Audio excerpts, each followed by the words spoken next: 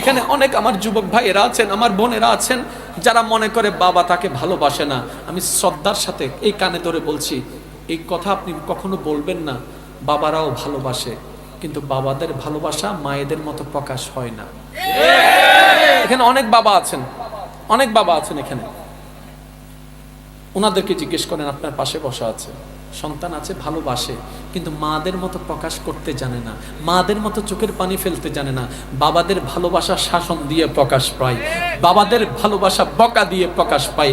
বাবারাও ভালোবাসে, কত ভালোবাসে আপনি জানেন?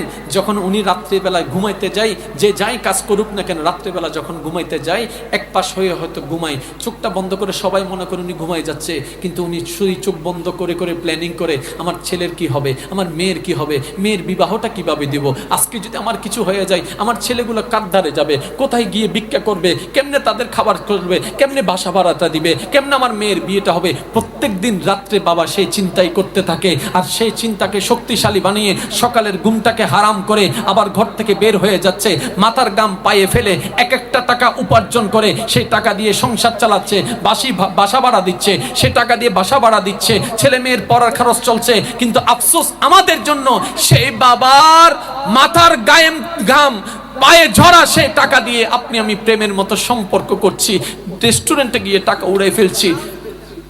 কথা বলেন ঠিক কিনা? আফসোস আমার জন্য, সে টাকার আপনি মূল্যায়ন আমি দিতে জানি নাই, আপনি আমি দিতে জানি নাই।